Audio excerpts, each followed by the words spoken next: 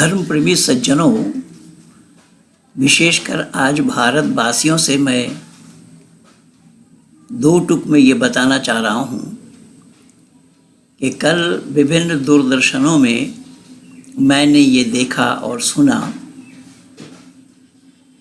मदरसा प्रकरण को लेकर के विवाद छिड़ा हुआ है कि आसाम सरकार ने मदरसा पर सरकारी अनुदान देने के लिए प्रतिबंध लगाने की बात की है। इससे इस्लाम जगत में खलबली मची और जगह जगह विरोध हो रहा है। पर असलियत क्या है, सच्चाई क्या है, उस पर चर्चा न किसी ने की दूरदर्शन में और न इस सच्चाई को कोई जानकार वहाँ पर बोलने वाले थे कि इस्लाम वालों को किस तरीके से निरुत्तर करें। ये प्रायः बोला जा रहा था कि इस्लामिक से हम मदरसा क्यों बंद करेंगे, और मदरसा बंद इसलिए करेंगे कि तुम्हारा व्यक्तिगत पढ़ाई है, वो कुरान और हदीसों की पढ़ाई तुम्हारी व्यक्तिगत पढ़ाई है, तो सरकार उसको क्यों ढोए, सरकार उसको खर्चा क्यों दे। तुम्हारी व्यक्तिगत पढ़ाई है, तुम अपनी पढ़ाई अपने हिसाब से पढ़ो, अपने खर्चा से पढ़ाओ, कोई रोकने वाला नहीं। सरकारी खर्चा जब दिया जाएगा तो सरकारी हिसाब से ही तो पढ़ाई होगी, लेकिन वहाँ कुरान और हदीस को छोड़ करके दर्स निज़ामी हो, दर्स आलिया हो, इन सभी मदरसों में ये पढ़ाई होती है। दर्स आलिया में केवल जिस किसी प्रांत में वो मदरसा चलाए जाते हैं उस प्रांतीय भाषा को पढ़ाया जाता है और अंग्रेज़ी पढ़ाया जाता है, दो विषय उसमें है, फारसी और उर्दू के जगह में। तो वो इसलिए पढ़ाई जाती है कि वो उनको सरकारी स्कूल में, विद्यालय में अरबी पढ़ाने के लिए शिक्षा नियुक्त किया जाता है, शिक्षक। तो वेस्ट बंगाल में हाई मदरसा के नाम से एक मदरसा संचालित है, उसमें उनकी नौकरी मिलती है, उसमें वो नौकरी करते हैं। तो वो नौकरी करने की एक प्रावधान है जो प्रांतीय भाषा और अंग्रेज़ी भाषा उसमें सिखाई जाती है। बाकी A to Z वहाँ पर सब कुरानी शिक्षा है, इस्लामी शिक्षा है। इस्लाम क्या है, इस्लाम का आगाज़ कैसे हुआ, कुरान क्या है, जिस कुरान में अमानवीयता की बातें भरी पड़ी हैं, दूसरे को कत्ल करने की बातें अल्लाह ने जिक्र फरमाया है कि या अय्युहन नबी हर्रिज़िल मोमिनीन अलल क़िताल इन यकुम मिनकुम, ऐ नबी तुम मुसलमानों को उभारो काफिरों के ख़िलाफ़ लड़ने के लिए। तुम 20 मुसलमान हो, 200 काफिरों पर भारी पड़ोगे, तुम 100 हो तो 1000 पर भारी पड़ोगे। ये शिक्षा जहाँ कुरान में दी जा रही है, वहाँ से बच्चे पढ़ करके निकलेंगे तो वो क्या भारत के साथ अच्छा व्यवहार करेंगे, भारत को अपना मानेंगे, या भारतवासियों के साथ अच्छा सलूक करेंगे। वो ये लोग केवल एक हवाला देते हैं सूरह माइदा का आयत नंबर 32 के एक इंसान का कत्ल करना संपूर्ण मानवता की हत्या है, पर लेकिन 33 में क्या है वो बताने की हिम्मत नहीं जुटा पाएंगे। ये एक जगह संपूर्ण 6666 आयतों में एक ही आयत है जो मानवता की बात है, बाकी 6665 आयतों में क्या है वो बताने की हिम्मत नहीं जुटा पाएंगे। अल्लाह ने साफ शब्दों में जिक्र फरमाया है कि वक़ातिलुहुम हत्ता ला तकून फितनतुन व यकून अद्दीनु लिल्लाह, कि जब तक अल्लाह का दीन तमाम दुनिया में फैल न जावे, काफिरों को जहाँ पाओ वहीं कत्ल करो। अब ये शिक्षा जहाँ जिस मदरसा में दी जा रही है, बच्चे के दिल और दिमाग में यही कुरान को पढ़ाया जा रहा है और कुरान के अनुवाद को, तफसीर को, भाष्य को, हदीसों को पढ़ाया जा रहा है। जो कुरान और हदीस केवल इस्लाम किस तरीके से स्प्रेड किया है, किस तरीके से फैला है दुनिया में, वही शिक्षा उनको बताई जाती है। न भूगोल है, न प्रकृति परिचय है, न विज्ञान है, न गणित है, न इतिहास है, और कोई पढ़ाई नहीं। दुनियादारी से उनका कोई मतलब नहीं है, वो केवल और केवल कट्टर इस्लामिक शिक्षा। इसीलिए मदरसा तो आतंकवाद का कारखाना है, मैं आज नहीं बहुत पहले कहा था। और ये मदरसा पर विवाद आज नहीं है, पिछले दिन मनमोहन सरकार में भी विवाद था, और प्रणब मुखर्जी के विदेश मंत्री रहते हुए भी कई जगह बांग्लादेश और यहाँ वहाँ दौरा करके उन्होंने मदरसा में क्या देखा वो सब उन्होंने वक्तव्य दिया था। फिर अटल बिहारी वाजपेयी जी के प्रधानमंत्रित्व काल में फिर मदरसा पर प्रतिबंध लगाने की बात आई, उसका भी वो सब प्रकरण आया है सामने। तो मदरसा में प्रतिबंध इसलिए लगाना चाहिए कि हदीस में आया है कि तलबुल इल्म फरीज़तुन अला कुल्लि मुस्लिमिन वल मुस्लिमा, कि हर मुसलमान मर्द और औरत को इल्म का सीखना फ़र्ज़ है। इल्म माने विद्या है, लेकिन दीनी इल्म से कोई ताल्लुक़ नहीं है, दुनियावी इल्म से कोई ताल्लुक़ नहीं है, केवल दीनी इल्म यानी इस्लाम एक शिक्षा क्या है उसी को लेकर के है। तो अगर मुसलमान मर्द और औरत इल्म सीखे तो बाकी गैर मुस्लिम क्या मूर्ख रहेंगे, जाहिल रहेंगे। तो वहाँ मुस्लिमिन वल मुस्लिमा शब्द आया, मुसलमान मर्द और औरत के लिए। तो मुसलमान मर्द और औरत पढ़ें, क्या पढ़ेंगे? कॉलेज में पढ़ेंगे। इसीलिए तो मैं निवेदन कर रहा हूँ कि इस मदरसा में पढ़े हुए बच्चे कोई बताए कहाँ कंप्यूटर इंजीनियर बना है, कोई बच्चा IAS IPS बना है? नहीं, क्योंकि वहाँ ये सब शिक्षा ही नहीं है। वहाँ ये शिक्षा देना इस्लाम में मना किया है। इसलिए जो छोटी सी किताब है जो तालीमुल इस्लाम, कई बार मैं चर्चा किया हूँ, जो 4 हिस्सा है, मौलाना किफ़ायतुल्लाह साहब ने लिखा है इस पुस्तक को, और सवाल जवाब के रूप में है। उसमें पूछा गया है तुम कौन हो, यानी मज़हब के लिहाज से तुम्हारा नाम क्या है? तो इसका जवाब वो बताएगा मुसलमान। अब देखिए वहाँ पर इस्लामी शिक्षा किस तरीके से बच्चों के दिल और दिमाग में कूट कूट करके भरी जा रही है। फिर सवाल करेंगे, सवाल आएगा मुसलमानों के मज़हब का नाम क्या है, यानी तुम्हारे मज़हब का नाम क्या है? जवाब आएगा इस्लाम। अब इससे अंदाज़ा लगा लीजिए इस्लाम के अतिरिक्त उस मदरसा में पढ़ाई क्या है? कोई और पढ़ाई नहीं। फिर सवाल किया इस्लाम क्या सिखाता है, या इस्लाम किस मज़हब को कहते हैं? कि जवाब आया कि इस्लाम ये सिखाता है कि खुदा एक है, बंदगी के लायक वही है। देखिए इन लोगों की अज्ञानता, अनभिज्ञता को। खुदा एक है, बंदगी के लायक वही है, और हज़रत मोहम्मद मुस्तफ़ा सल्लल्लाहु अलैहि वसल्लम खुदा के बंदे और उसके रसूल हैं, और कुरान शरीफ खुदा ताला की किताब है। इस्लाम सच्चा दीन है, दुनिया व आखिरत की तमाम भलाइयाँ और नेक बातें इस्लाम सिखाता है।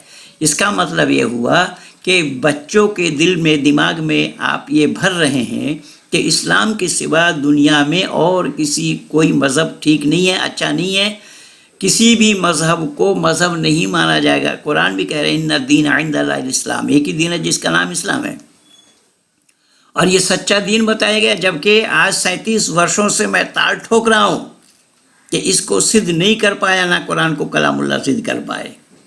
जो आया वो मुंह के बल गिरा कि दुनिया व आखिरत की तमाम भलाई और नेक बातें इस्लाम सिखाता है, ये बता रहे हैं। तो इस्लाम के अतिरिक्त जितने भी हैं वो पाप रूपी बातें सिखाती हैं। जब नेक बातें केवल इस्लाम सिखाती है या सिखा रहा है या इस्लाम सिखाता है, तो इसका मतलब ये हुआ कि बाकी जितने भी मज़हब हैं वहाँ सब गलत बातें सिखाई जाती है।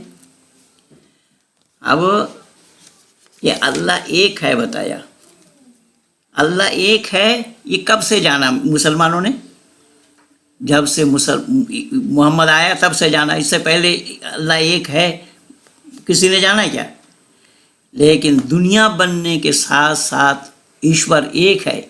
एको देवा सर्वभूतेषु गुणा सर्वव्यापी सर्वभूतांतरात्मा वेद में आया है। वेद में आया है परमात्मा एक है, परमात्मा अद्वितीय है, न द्वितीयो न तृतीयो चतुर्थ न प्युच्यते न पंचम न षष्ठः सप्तम न प्युच्यते न अष्टम न नवम दसम न प्यु। ये 1 से लेकर के 10 तक गिनाते हुए कहा कि ऐ दुनिया के लोगों, वो परमात्मा एक है। वो कौन है? ओम य आत्मदा बलदा यस्य विश्व उपासते प्रशिशम यस्य देवः यस्य छायामृतम यस्य मृतु कस्मै देवाय विशाविदेम। जो आत्मज्ञान का दाता, शरीर आत्मा समाज का बल का देने हारा विद्वान लोग जिसको पुकारते हैं, यानी परमात्मा के पुकारने वालों को यहाँ पर विद्वान कहा गया है, कि उसके छाया में रहना, उसके सानिध्य को लाभ करना, यह अमृत के समान है। ये वेद में आया है। तो वेद में एक ईश्वरवाद सृष्टि के आदि से चलता चला आ रहा है, ये ऋषि मुनियों ने पहले ही बताया। तो इस्लाम कौन सी नई बात दे रहा है दुनिया को? लेकिन फिर भी उस मदरसा में पढ़ने वाले बच्चों को उनके दिल और दिमाग में ये बात भरी जा रही है कि इस्लाम एक ही दीन है जो सच्चा दीन है, अल्लाह एक है। अल्लाह एक है, लेकिन अल्लाह एक इस्लाम में नहीं है। मोहम्मद को हटा करके दिखाए कोई इस्लाम का जानकार। तो ला इलाहा इल्लल्लाह तक तो हम भी बोल रहे हैं कि नहीं है कोई उपासक एक ईश्वर को छोड़कर।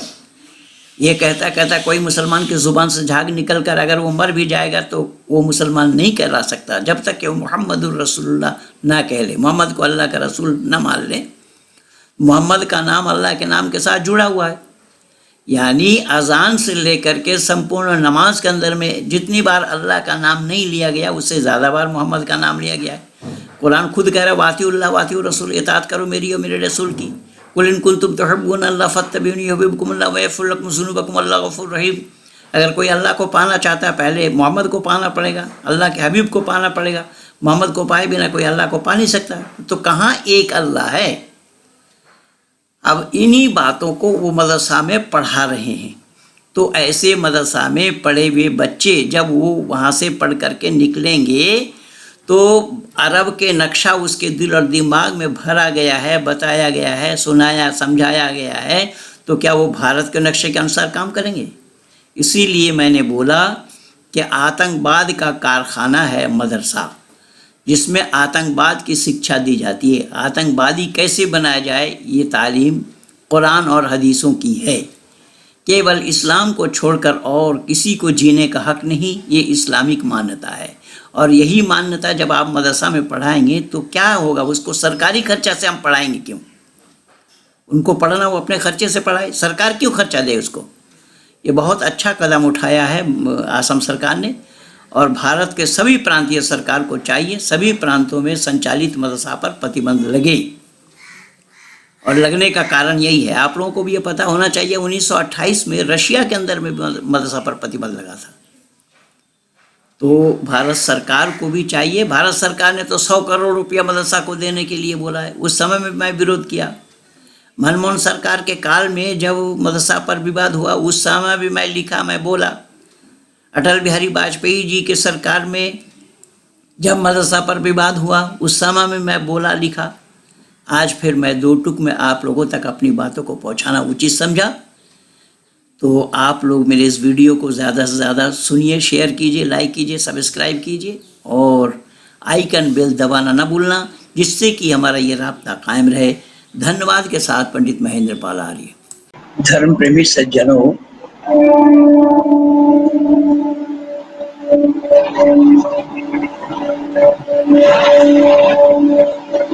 तथा भारतवासियों, अभी आप लोगों ने भी देखा और सुना होगा दूरदर्शन में माननीय मोदी जी ने, प्रधानमंत्री जी ने जो मुसलमानों को यानी मदरसा वालों को छात्रवृत्ति देने की बात की है, उसे लेकर लोग राजनीति कर रहे हैं।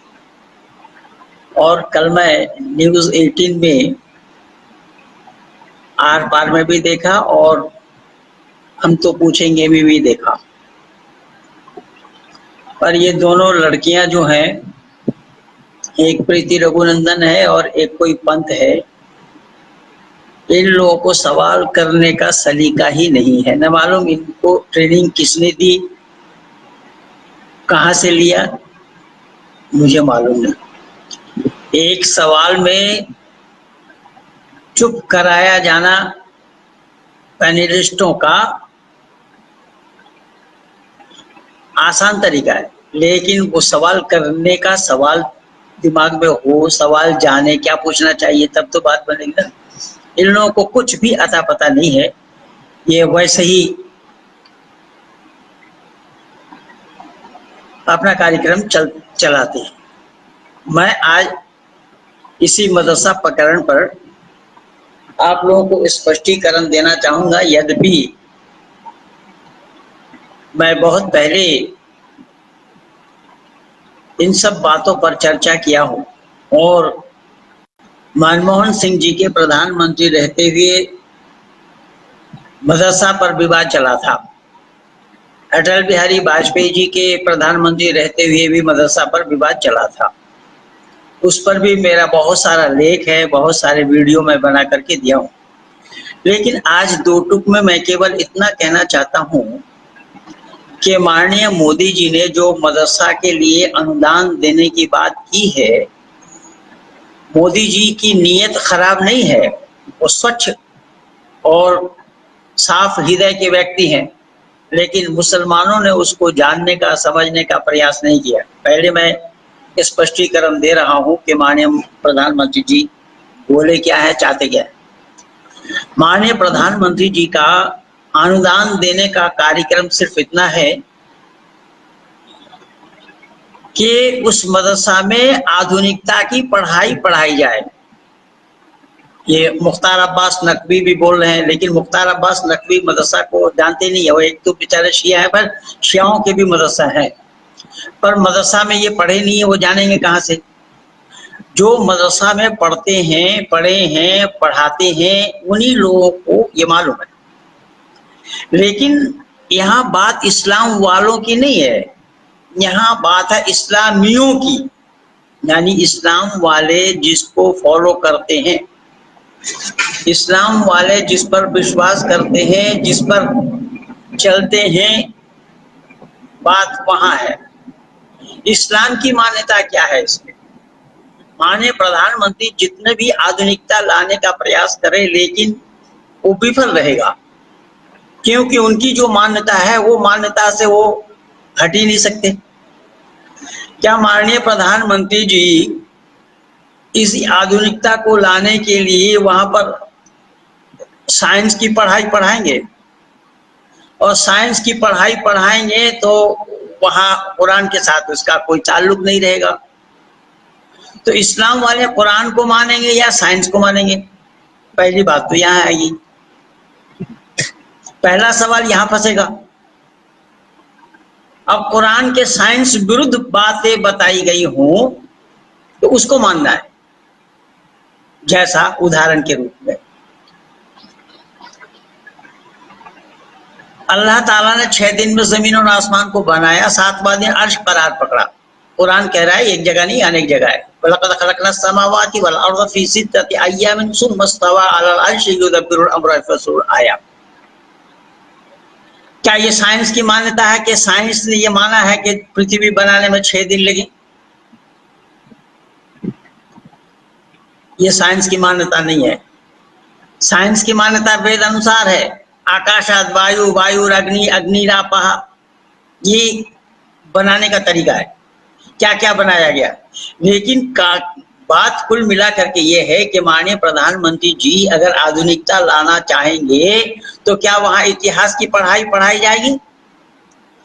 क्या वहां मदरसा में इतिहास पढ़ाए जाएंगे? बिल्कुल नहीं। अगर इतिहास पढ़ाए जाएंगे तो केवल इस्लामिक इतिहास पढ़ाए जाएंगे, इस्लामिक हिस्टोरी पढ़ाए जाएंगे कि कौन थे मोहम्मद, कौन थे आदम, आदम से लेकर के हजरत मोहम्मद साहब तक के जीवनी पढ़ाई जाएगी।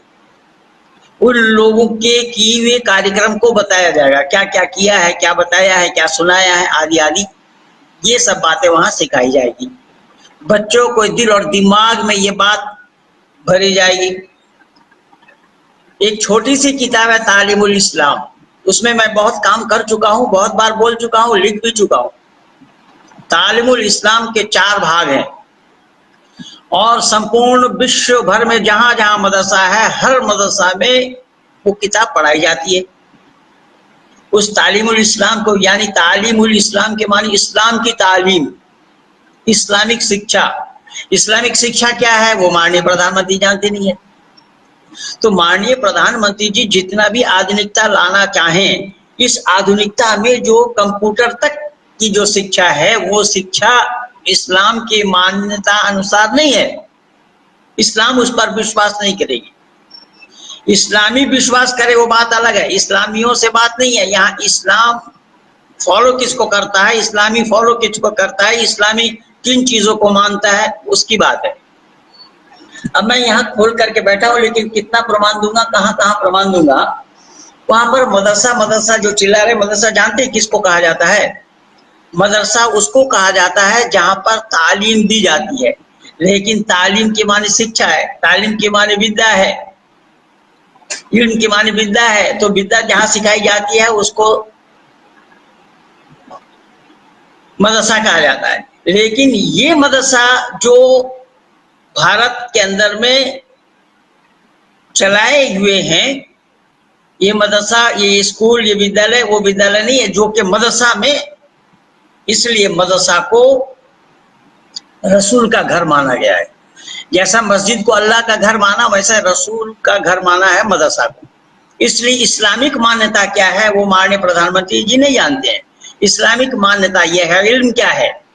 तो यहाँ सबसे पहला सवाल आएगा, यहाँ इल्म क्या है जब आप ढूंढेंगे, मदरसा में पढ़ाई क्या जाएगी वो ढूंढेंगे, तो सबसे पहला यहाँ आएगा मसला, सबसे पहला हदीस यही है कि तलबुल इल्मु फरीज़तुन अला कुल्लि मुस्लिमिन वल मुस्लिमा। शब्द पर ध्यान देना। तलबुल इल्म, तलब माने ढूंढना, फरीज़तुन, फरीज़तुन के माने फर्ज है, कर्तव्य है, अला कुल्लु, समस्त मुसलमान मर्द और औरत के लिए, अला कुल्लु मुस्लिमिन वल मुस्लिमा, यानी इल्म का ढूंढना फर्ज है, विद्या का तलाश करना कर्तव्य है। किनके लिए? तमाम मुसलमान मर्द और औरत के लिए। अब यहाँ पर शब्द आया है मुसलमान, तो जब यहाँ पर मुसलमान शब्द आया तो क्या दुनिया में केवल मुसलमान रहते हैं या इल्म केवल मुसलमानों को सीखना चाहिए? तो इससे ये साफ हो जाएगा कि मुसलमान शब्द इसीलिए लिया गया है कि इस्लाम की जो शिक्षा है, इस्लाम की जो तालीम है, इस्लाम की जो विद्या है वो अलग है, दुनिया से अलग है, दुनियादारियों के साथ नहीं है, वो दुनियादारियों के साथ नहीं, दुनियादारों के साथ नहीं है, वो बिल्कुल अलग है। इसीलिए फरीज़तुन अला कुल्लु मुस्लिमिन वल मुस्लिमा शब्द आया है, समस्त औरत और मर्द के लिए। तो सभी मर्द और औरत के लिए मुसलमान शब्द मुसलमान है। तो इससे ये साफ पता चला कि इस्लामिक शिक्षा, इस्लामी तालीम ही अलग है, तभी वहां मुसलमान शब्द आया, मुस्लिमिन वल मुस्लिमा शब्द आया है मर्द और औरत के लिए। तो उसमें शिक्षा क्या है? देखिए, पहले ही है किताबुल ईमान देखा जाएगा, ये है बुखारी शरीफ, ये है बुखारी शरीफ जिल्द अव्वल, देख लीजिए, उर्दू में ही है, अरबी उर्दू ये किताब है, अरबी उर्दू तर्जुमा है। यहाँ पर पहला आएगा आपको किताबुल वही, पारा 1 किताबुल वही। यहाँ देखिए किताबुल वही, किताबुल वही के मानी है कि अल्लाह के द्वारा भेजा हुआ, अल्लाह ने फरिश्तों के द्वारा जो रसूल तक पहुंचाए, रसूल तक भेजे, उसका नाम वही है, संदेश। तो उस संदेश में क्या आया है? तो फिर पहले नीचे यहां दिया गया है किताबुल ईमान, यहां किताबुल ईमान शब्द आया है। किताबुल ईमान, ईमान क्या है? तो उस पे आप देखेंगे ईमान क्या है। तो ईमान के दायरे में रहना पड़ेगा, उससे बाहर नहीं जा सकते आप। तो ईमान क्या है? ईमान है आमन्तु बिल्लाहि व मलाइकतिही व कुतुबिही व रुसुलिही वल यौमिल आखिर वल क़द्रि खैरिही व शर्रिही मिनल्लाहि तआला बासल बादल मौत, मिनल्लाहि तआला वल बास बादल मौत। तो यहाँ पर ये ईमान बताया गया, इस विश्वास करना, इसको विश्वास करना होगा। क्या?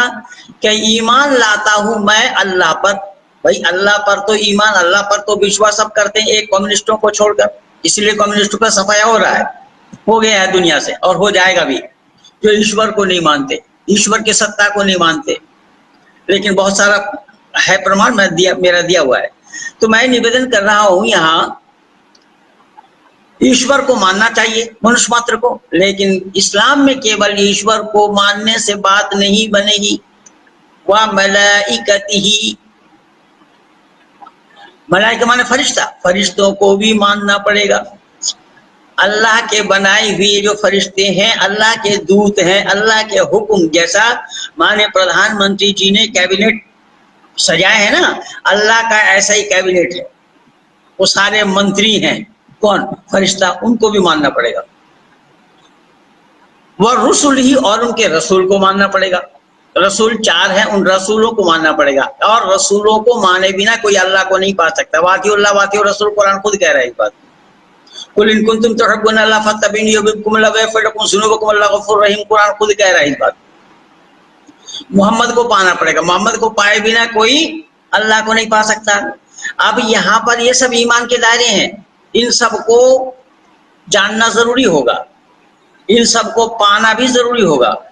तो जब इन सबको जानेंगे, इन सबको पाएंगे, तो एक रास्ता अलग तैयार होगा। वो विश्व के मानव समाज के साथ वो रास्ता टाली नहीं खाएगा।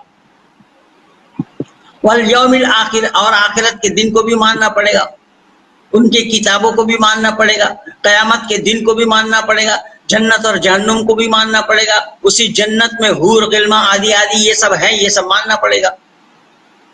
तो ये तालीम दुनिया की है क्या? ये दुनिया के किसी स्कूल में, किसी विद्यालय में ये तालीम दी जाती है? ये पढ़ाई पढ़ाई जाती है? नहीं, केवल मदरसा में ही पढ़ाई जाती है। तो जब मदरसा में छोटे छोटे बच्चों के दिल और दिमाग में आप वहां पर भेद डालेंगे, भेद करेंगे, भेद करके दिखाएंगे, तो वो आप कैसे बात बनेगी? देखिए, मैं भेद है कि नहीं है, मैं आज कुरान से ही दिखा देता हूँ। और ये भेद क्या है, माननीय प्रधानमंत्री नहीं जानते और ना जानने का प्रयास किया। कि जानने का प्रयास करने को उनका कोई मतलब नहीं है। यहाँ आरएसएस के वो प्रचारक रहे हैं, लेकिन आरएसएस में ये तालीम नहीं है। आरएसएस वाले जानते भी नहीं है इस चीज को। आरएसएस वाले इस सच्चाई से कोसों दूर है, क्योंकि वो भी इस्लाम वाले जैसे ही हैं। जैसा उदाहरण के रूप में कल मेरे पास एक फोन आया था कि आप आरएसएस बोलते हैं, धर्म नहीं जाने। धर्म जानता है तो आना सामने, मैं प्रमाण दे रहा हूं। जैसा इस्लाम वाले प्रत्येक वर्ष हज करने के लिए जाते हैं और शैतान को कंकड़ मारते हैं, लेकिन शैतान वहां नहीं है। एक पिलर गाड़ा हुआ है, उस पिलर को लक्ष्य शैतान समझ करके मार। शैतान है नहीं, समझना पड़ेगा। अब बताइए, जो चीज नहीं है, मैं यहाँ लैपटॉप में बोल रहा हूँ, इस लैपटॉप को मैं अगर रेलगाड़ी समझ लूं तो क्या लैपटॉप का रेलगाड़ी बनना संभव हो जाएगा? इस पे अंदाजा लगा लीजिए कि क्या पढ़ाई पढ़ा रहे हैं, क्या पढ़ाई पढ़ाई जाएगी। और हिंदू भी वैसे ही है। हिंदू भी हर वर्ष रावण को जलाता है, लेकिन आज तक रावण जला नहीं पाया। अगले साल फिर रावण तैयार हो जाता है। तो आरएसएस में यही शिक्षा है। तो आरएसएस और क्या जानता है? इसलिए मैं निवेदन कर रहा हूं कि जैसा छेदी लाल है वैसे ही सुराकी लाल है। तो वहां पर शैतान को मारने की बात आई, यहाँ पर रावण को फूंकने की बात आई, लेकिन कुरान के क्या शिक्षा है वो वहां नहीं है। ना मोदी जी जानते इस चीज को, और ना उनको जानकारी दी गई। ये डॉक्टर हेडगेवार को ही मालूम नहीं था, तो ये लोग कहां से जानेंगे? ये तो सारा गड़बड़ झाला गुरगुलवर करने किया है। फिर भी पहले तो कुछ बातें थी, लेकिन ये सारा मामला। मैं यहाँ कुरान का एक हवाला दे रहा हूँ, देखिएगा। सूरह तौबा की चर्चा प्राय लोग करते हैं, और कोई करे ना करे, हमारे बाबू धर्मवीर जी पहलवान जी जरूर करते हैं कि सूरह तौबा आयत नंबर 5 पढ़ लो, और बहुत से लोग करते हैं। लेकिन सूरह तौबा आयत नंबर 84 और 85 की चर्चा मैं कर रहा हूं। यहाँ अल्लाह ने क्या कहा है वो देखिएगा जरा, कि वला ताजिबका अम्वालहुम व औलादहुम इन्नमा युरीदुल्लाहु अन युअज़्ज़िबहुम बिमा फिद दुनिया व तज़हक अंतुम वलहुम काफिरून। सूरह तौबा आयत नंबर 85। देखिए यहाँ पर क्या बताया गया है। और उनके मर जाने पर माननीय प्रधानमंत्री जी तक मेरी बात को पहुंचा दीजिए। जिस आधुनिकता लाने के लिए आप इतना अनुदान दे रहे हैं, आज तक गुरुकुल में जो संस्कृत की पढ़ाई हो रही है, संस्कृति की पढ़ाई हो रही है, राष्ट्र की पढ़ाई हो रही है, राष्ट्रीयता की पढ़ाई हो रही है, उसमें 2 पैसे का अनुदान नहीं दिया गया। अब यहाँ क्या बोला गया देखिएगा, यहाँ क्या कहा गया है। और उनके मर जाने पर, किनके मर जाने पर? अल्लाह ने मुसलमानों को कहा कि काफिरों के मर जाने पर, भले ही तुम्हारे पड़ोसी क्यों ना हो, उनके मर जाने पर कभी उनके जनाजा में मत जाना। ओ दुनिया वालों, भेदभाव किसने किया है? झगड़ा किसने लगाया है? झगड़ा किनके द्वारा लगाया हुआ है? यहाँ मानव समाज के अंदर मानव समाज को किस तरीके से बांटा जा रहा है, मानव समाज को किस तरीके से बांटा गया है, ये है कुरान। अल्लाह ने क्या बोला? मत जाना और ना उनके कब्र के नजदीक जाना, क्योंकि वह तो अल्लाह तथा रसूल को नहीं मानते थे। दुनिया वालों, जरा गौर से सुनना मेरी बातों को, कि गैर इस्लामी जो अल्लाह को नहीं मानते, या अल्लाह को अगर मानते हैं ये लेकिन अल्लाह के नाम से नहीं मानते, ईश्वर के नाम से मानते हैं, लेकिन अल्लाह और ईश्वर एक नहीं है। अब यहाँ कहा कि अल्लाह को नहीं मानते और रसूल को नहीं मानते, तो क्या करो? उनके जनाजे में मत जाओ और उनके कब्र यानी उनका जो शमशान है, उनके शमशान के नजदीक भी मत जाना, क्योंकि वो अल्लाह को और रसूल को नहीं मानते। वो लोग सत्य से विमुख है। अब देखिए, वो लोग सत्य से विमुख है, वो उनको बता दिया। ये मौलाना फारूक खान का अनुवाद है। तो वो लोग सत्य से विमुख है। अब सत्य कहाँ है, किनके पास है? इसकी मीटर किसके पास है? किससे नाप रहे हैं? ये सत्य इस्लाम ही है। इस्लाम सत्य से कोसों दूर है। मैं सारा प्रमाण दे दूंगा इसी कुरान से। इसलिए मैं आज किताब का खजाना लेकर के बैठा हूं, दिखाता हूं मैं आपको सब लोगों के एक एक करके। वो लोग सत्य से विमुख है, उनके संतान संतति आपको आकृष्ट न कर सके। ओ दुनिया वालों, सुनो अल्लाह के भेदभाव। अल्लाह ने किस तरीके से हिंदू मुसलमान से लड़ाया है, यानी मुसलमानों को हिंदुओं से किस तरीके से लड़ने की बात की है कि उनके मर जाने पर उनके जनाजे में मत जाओ, उनके शमशान में मत जाओ, क्योंकि उनके बच्चे के रोने और चिल्लाने की आवाज से तुम उन पर आकृष्ट न हो जाओ। तो इसमें मैत्रीता की बातें हैं, इसमें मैत्रीता की बातें हैं या भेदभाव वाली बातें हैं? इसमें मेल मिलाप वाली बातें हैं, भेदभाव वाली बातें हैं। पर प्रधानमंत्री तो सर्वे भवन्तु सुखिनः बोलते हैं, सबको सुखी करो, परमात्मा से कह रहे हैं। यहाँ सबको सुखी होने की बात है, सबको सुखी करने की बात है। अब यहाँ किताबुल इल्म को देखिए,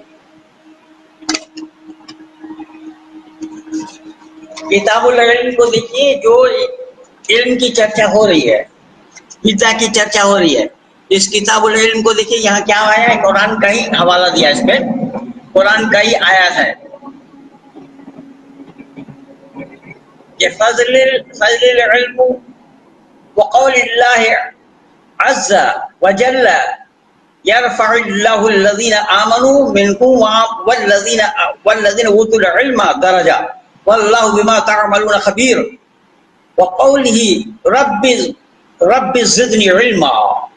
यहाँ क्या बताया? देखिए, इल्म की फजीलत के मुतालिक अल्लाह ताला का इरशाद है कि जो लोग तुम में से ईमान लाए, यहाँ पर ईमान के बिना बात बनेगी नहीं। ईमान वही है, मैं जो पहले बता चुका हूँ, उससे बाहर नहीं है। और मदरसा का सबसे पहली पढ़ाई यही है कि ईमान क्या है। ईमान ईमान ईमान। माननीय प्रधानमंत्री जी, आप इस्लाम की दृष्टि में बेईमान है, इस्लाम के नजर में बेईमान है। इसलिए मैं बहुत पहले वीडियो उन दिनों में बना करके दिया था, जब वो जम्मू कश्मीर में बाढ़ आया था और ये फारूक अब्दुल्ला, उमर अब्दुल्ला बाप बेटा मिल करके ये बता रहे थे मोदी को समुद्र में डुबोएंगे, और वही जब डूबने लगे तो आप अपना जन्मदिन मनाना छोड़ करके सारा पैसा वहीं लगाया था। तो मैं ये सवाल किया था अल्लाह से, अल्लाह, मोदी जो ये तरीके से परोपकार कार्य कर रहे हैं, क्या मोदी भी जन्नत के हकदार हैं? मैं दावा के साथ कह रहा हूं, कोई मुसलमान नहीं कह सकता हाँ मोदी भी जन्नत में जाएगा। माननीय प्रधानमंत्री जी, आप जितना भी आधुनिकता लाने के लिए प्रयास करें, इस्लाम उस दायरे में बंधा हुआ है, उससे बाहर इस्लाम नहीं जा सकता। इस्लाम उसके बाहर जाने के लिए कुरान में मना किया है, अल्लाह ने मना किया है। तो मुसलमान मोदी का आदेश माने, मोदी का हुक्म माने या अल्लाह का हुक्म माने? उन इस्लाम वालों से पूछिए जो इस्लाम वाले आज मोदी के पक्ष में बोल रहे हैं। बहुत से लोग हैं, यानी दिल से तो नहीं बोल रहे, जुबानी बोल रहे हैं। जुबानी बोले ना, उस जुबानी में ही तर्क करना चाहिए। कल वो असदुद्दीन ओवैसी के पार्टी के, जबकि ये इसका नाम क्या है, वो लखनऊ वाला है, वसीम बकार, वो उसको असदुद्दीन ओवैसी भी बोलना नहीं आता है। असदुद्दीन ओवैसी का नाम भी वो सही ढंग से बोल नहीं पाता, उसको उत्तर प्रदेश का प्रभारी बना रखा है, जिसको बोलने की भी सलीका नहीं है। पर असदुद्दीन ओवैसी को मैं कह रहा हूँ कि असदुद्दीन ओवैसी, तू जो अपने को भारत तेरा किराएदार तू नहीं है, भारत का बता रहे तो भारत का हिस्सेदार है, क्या यही तालीम है भारत की? ये तालीम भारत की दी जाती, भारत में दी जाती है? भारत के किसी स्कूल में ये तालीम दी जा रही है क्या? भारत में पढ़ाया जा रहा है क्या? ये इस्लामी तालीम है। अब ये इस्लामी तालीम को ही मदरसा में दिया जाता है। इसलिए यहाँ क्या बताया देखिएगा कि जो लोग तुम में से ईमान लाए और उन्हें इल्म अता हुआ और अल्लाह ताला के दर्जा बुलंद कर गए, अल्लाह ताला उनके लिए दर्जा बुलंद कर देगा और अल्लाह ताला तुम्हारे हर किए से बाखबर है। और ये दुआ के ऐ मेरे परवरदिगार मेरे इल्म में इजाफा कर, ये अल्लाह ताला कह रहे हैं। इसलिए मैं निवेदन कर रहा हूं, ये है बुखारी शरीफ, जबकि इसके 3 भाग है। ये अव्वल है, प्रथम भाग है, ये दूसरा है और इसका तीसरा भी है। ये सारा खजाना मैं लिए बैठा हूं। मैं निवेदन कर रहा हूं कि इन सभी किताबों, देखिए यहाँ पर एक किताब और है जो बरेली जमात की है, कानून शरीयत। इस किताब का नाम है कानून शरीयत, शमसुद्दीन अहमद इसका लिखा है। देखिए मदरसा हनफिया जौनपुर, इसमें लिखा है मदरसा हनफिया जौनपुर। और इसमें ये मौलाना साहब लिख रहे हैं, शमसुद्दीन साहब, कि कोई काफिर मर गया और उस काफिर के जनाजा देख करके कोई मुसलमान कहे कि ये बैकुंठवासी है तो वो भी ईमान से हाथ धो बैठेगा। अब लीजिए इनकी समानता देखिए, किस मदरसा में क्या। ये मदरसा हनफिया, ये जौनपुर दिखा रहा है, देखिए ये सब मदरसा में यही पढ़ाई जाएगी। यह साफ साफ लिखा है, मदरसा हनफिया जौनपुर यूपी में। तो मैं निवेदन कर रहा हूं कि अगर कोई मुसलमान ये कहे कि ये बैकुंठवासी है, अल्लाह इनको जन्नत नसीब करे, तो वो भी दीन से हाथ धो बैठेगा। केवल इतना ही नहीं, इसमें ये बताया है कि कोई काफिर अगर मस्जिद में पैसा लगाना चाहे तो काफिर का दिया हुआ पैसा मस्जिद के गर्भगृह में नहीं लग सकता, वो पेशाब खाना में, पखाना में, बैरूनी मस्जिद यानी मस्जिद से बाहर ही लगाना पड़ेगा। मस्जिद के अंदर मुसलमान काफिरों का पैसा जा नहीं सकता। अरे किनको अनुदान दे रहे हैं, उनकी संकीर्णता को देखिए ना। बात यहाँ है, मुसलमान कोई फैक्टर नहीं है। मुसलमान जिस पे अमल कर रहा है, मुसलमान जिस पे चलता है, मुसलमान जिस पर अपना जीवन को चलाते हैं, वहां की तालीम क्या है, वहां की शिक्षा क्या है, वहां क्या बताया जा रहा है, वो सब जानिए। यहाँ ये है बेहश्ती जेवर, मौलाना अशरफ अली थानवी की लिखी हुई किताब है ये। और यहाँ पर अभी जो देखा आप लोगों ने 23 मई को जो एक मुस्लिम परिवार में लड़के का जन्म हुआ, नरेंद्र मोदी उसका नाम रखा था, उसका नाम बदलना पड़ा, ये यहाँ बताया गया, इस किताब में पा जाएंगे आप। कोई काफिराना नाम मुसलमानों का नहीं रखा जा सकता। अब कितनी संकीर्णता है देखिएगा, ये सारा संकीर्णता का घर है। ये देखिए, ये है तफसीरुल कुरान बिल कुरान, ये जिल्द अव्वल मैं दिखा रहा हूं, इसका कई जिल्द है। इदारा बलागुल कुरान,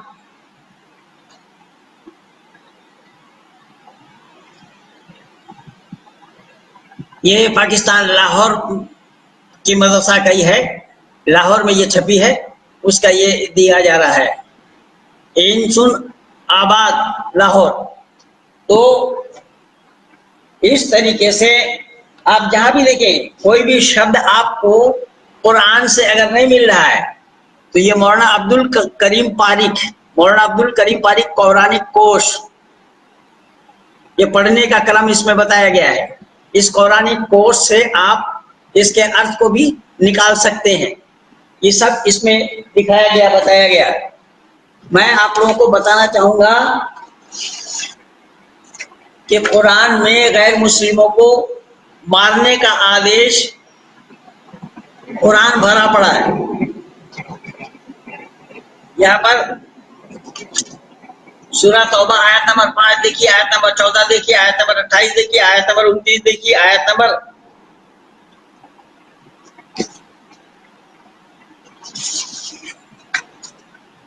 नंबर 20 देखिए, आयत नंबर 29 देखिए, आयत नंबर 39 देखिए, आयत नंबर 76 देखिए, आयत नंबर 84-85 देखिए, आयत नंबर 65 देखिए।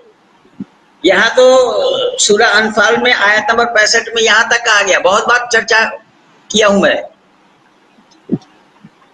कि या अय्युहन नबी हर्रिज़िल मोमिनीना अलल क़िताल इन यकुम मिनकुम अशरऊन साबिरून यग़लिबून मिआतैन व इन कुन्ना मिनकुम मिआतुम यग़लिबू अल्फा मिनल्लज़ीना कफ़रू बिअन्नहुम क़ौमुन ला यफ़क़हून।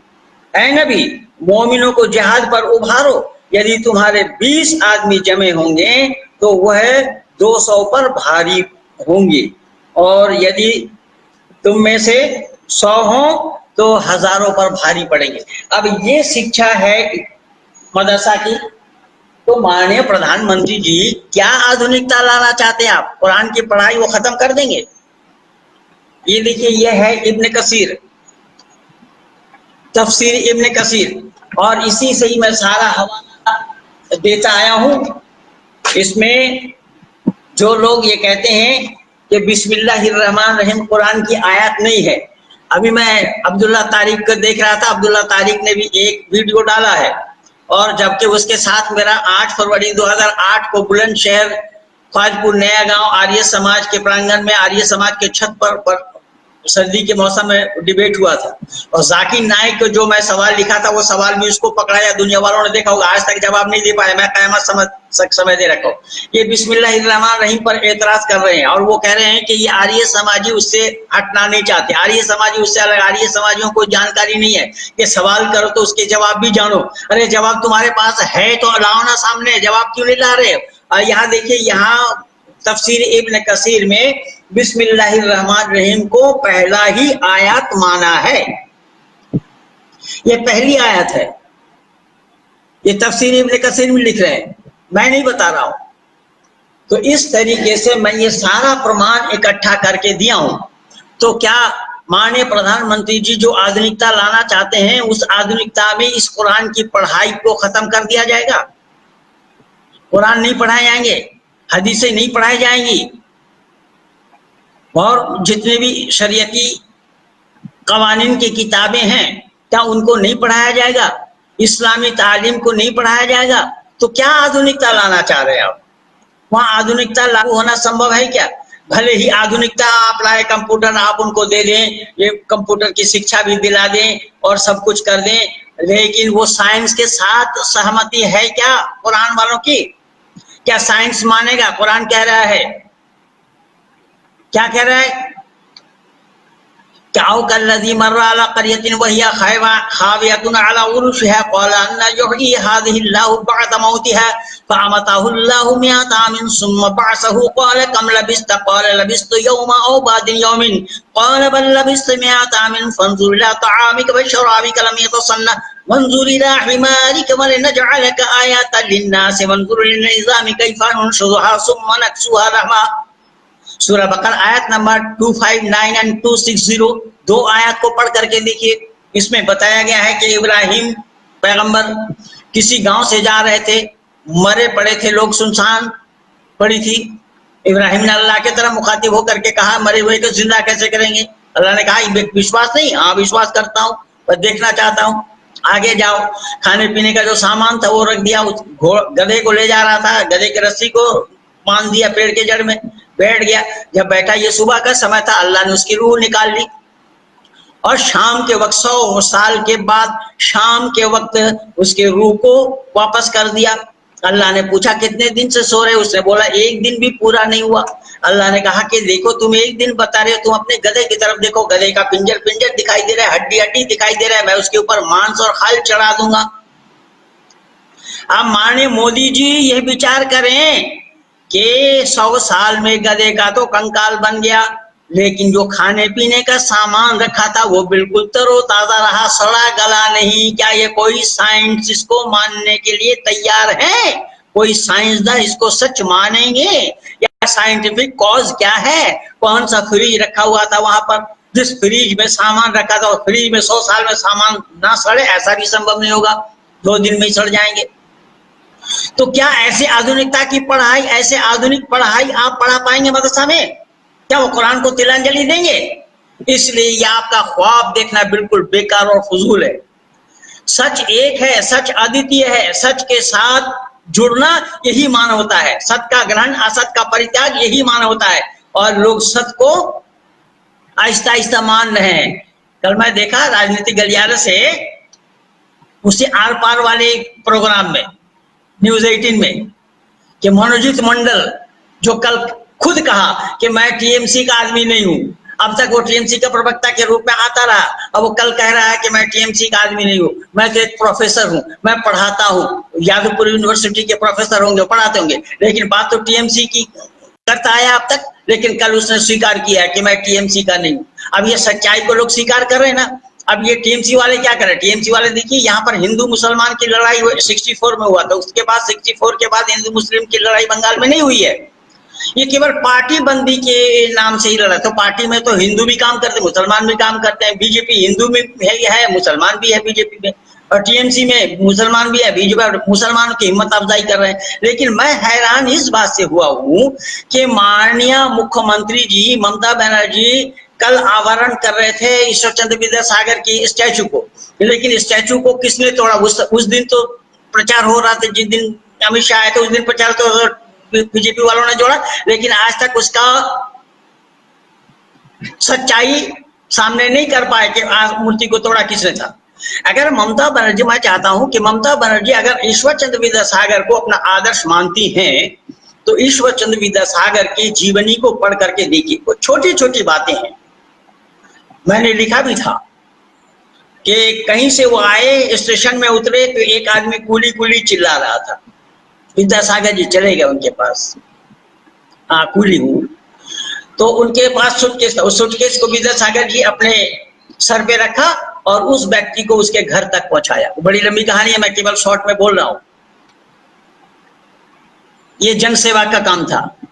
ममता बनर्जी अपना आदर्श मानती हैं विद्यासागर जी को, तो क्या ऐसे जन सेवा वो कर रही है वर्तमान समय में? या जन सेवा के नाम से वो एक दूसरे के साथ लड़ाने का काम कर रही है? जो हमसे टकराएगा, ये मुख्यमंत्री का भाषण है, मुख्यमंत्री की भाषा है ये, जो हमसे टकराएगा चूर चूर हो जाएगा, किसको बोल रही है? और प्रधानमंत्री को प्रधानमंत्री मानने के लिए तैयार नहीं है। क्या यही विद्यासागर की आदर्श है कि हम मोदी को ईंट और पत्थर का रसगुल्ला बना करके देंगे? ये क्या तमाशा है? ये कौन सी भाषा है ये? विद्यासागर के केवल इतना नहीं, विद्यासागर जी एक दिन गए सर्दी के मौसम में, सुबह घूमने के लिए गए, मॉर्निंग वॉक में गए, तो देखा सड़क के किनारे एक आदमी सर्दी में ठुठुर रहा था, अपना कोट खोला और उसको पहना दिया। घर आए, माँ पूछने लगी कि बेटा तू तो कोट पहन करके निकला था। कि माता जी हाँ कोट पहन करके मैं निकला तो था, लेकिन एक आदमी सर्दी से परेशान था, मैं अपना कोट खोल करके उसको दे आया। देखिए माँ की शिक्षा, देखिए माँ क्या कह रही है, बेटा अगले महीना में जब वो जो विद्यासागर कॉलेज की में ये आवरण हुआ है ना, उसी कॉलेज के प्रोफेसर थे, माँ ने बोली कि अगले महीना में जो वेतन मिले तुझे वो सारा पैसा सर्दी का कपड़ा खरीद करके बांटना। ये थे विद्यासागर। क्या इसी विद्यासागर की इसी आदर्श को लेकर के आज बंगाल में चला जा रहा है? तो ये ढोंग और तमाशा है। इसीलिए मैं निवेदन कर रहा हूं कि सच्चाई एक है, सच्चाई अद्वितीय है। माननीय प्रधानमंत्री जी को ये जानना चाहिए पहले इस्लाम को, इस्लामियों को मत जानिए। इस्लामी तो फॉलो करते हैं उसको, पर इस्लाम को जाने बगैर इसका सॉल्यूशन निकालना मुश्किल होगा। मैं सारा प्रमाण कुरान से हदीस से दिया हूं, और ये सारा प्रमाण उस दिन मैं सुदर्शन न्यूज चैनल में बैठ करके दिया था। यही किताब खोल खोल करके प्रमाण दिया था। वो न्यूज चैनल में भी लगा हुआ है, सुदर्शन न्यूज चैनल में। वो उनको बोलिए सुरेश जी को, वो न्यूज आप लोग भी सुनेंगे, या वो यूट्यूब में भी उन्होंने लगा रखा है। तो कहने का तात्पर्य मेरा ये है कि भाई हम क्या कह रहे हैं, क्या कर रहे हैं, क्या हमें जानकारी लेकर के बोलना नहीं चाहिए? माननीय प्रधानमंत्री जी जितनी आधुनिकता इस्लाम मदरसा में लाने का प्रयास करें, क्या वो मस्जिद में मुंह करके नमाज पढ़ना छोड़ देंगे? जबकि उधर पश्चिम नहीं है। माननीय प्रधानमंत्री जी जो योग के बारे में बात कर रहे थे, आप कल ये भी बता रहे थे कि सिद्ध आसन क्या है, साधु आसन क्या है योगासन में बता। क्या इस योगासन को इस्लाम स्वीकार करेगा? इस्लामियों स्वीकार करे वो बात अलग है, लेकिन इस्लाम में जायज नहीं, हराम है, कतई हराम है। केवल इतना ही नहीं, क्या माननीय प्रधानमंत्री जी उस आधुनिकता लाने में जो इस्लामी पर्व मना रहे हैं ये सारे लोग भारत में बैठ करके, क्या उनको बंद किया जाना, कराया जाना संभव होगा? क्या यही आधुनिकता है कि सड़क छेक करके नमाज पढ़े हो? ये कौन सी आधुनिकता की पढ़ाई होगी कि दूसरे का रास्ता रोक करके आप दूसरे को परेशान करें? ये आधुनिकता की पढ़ाई है क्या? लोग चांद तक पहुंच चुके हैं दिमाग के कारण, दिमागी विकास के कारण, दिमागी विकास करते हुए। क्या ऐसा ही दिमागी विकास इस्लाम में जायज है? वहां तो साफ कहा, कुल्लु मा जाअ बिही रसूल मिन इंदिल्लाह, रसूल ने जो बतलाया अल्लाह के तरफ से उसको बिना छानबीन किए मान लेना पड़ेगा। ये है मदरसा की पढ़ाई। मदरसा की पढ़ाई ये है, ज़ालिकल किताबु ला रैब फीह, कोई शक व शुबा की गुंजाइश नहीं इस कुरान के अंदर में। अगर कुरान में शक करेंगे, शक की बात है तो भी शक किया जाना संभव नहीं है। शक की बात क्या है वो मैं बता दिया हूं कि 100 साल में खाने पीने का सामान सड़ेगा गलेगा नहीं। ये कहां का साइंस है? कौन सा विज्ञान है ये? तो क्या विज्ञान की पढ़ाई, आधुनिकता की पढ़ाई वहां लागू हो रहा है या लागू कर पाएंगे आप? इसलिए बहुत दुखद स्थिति है कि जिस दौर से हम गुजर रहे हैं, हमारा ये दौर भारतवासियों के लिए खतरा से खाली नहीं है। हमें सत्य को धारण करना पड़ेगा, हमें सत्य को जानना पड़ेगा। ऋषि व देव दयानंद की यही मान्यता रही है। आर्य समाज के चौथा नियम में लिखा है कि सत्य के धारण करने में और असत्य को छोड़ने में सर्वदा उद्यत रहना चाहिए। इसको मैं अरबी भाषा में बोला हूं, खुदू माँ सफा वर्गा माँ कजर। इसलिए मैं आज ये बताना चाहूंगा कि शरीफ आदमी का पहचान क्या है।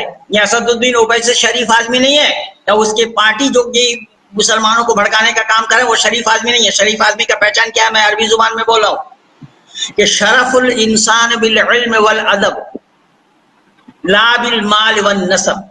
शरीफ आदमी की पहचान उसके इल्म और उसके बर्ताव से है, उसके धन दौलत रुपया पैसा खानदानी वजाहत से नहीं है।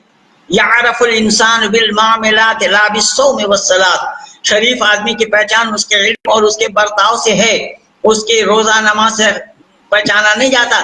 जितना वो रोजा रखे, जितना भी नमाज पढ़े, जितना हज करे, ज़कात दे, यानी जितना भी इस्लाम को क्यों ना अमल करे इस्लाम पर, वो शरीफ आदमी नहीं है अगर उसके पास इल्म नहीं है और वो सही ढंग से बर्ताव नहीं करता है। इसलिए यारफुल इंसानु बिल मामलात ला बिस्सौम वस्सलात।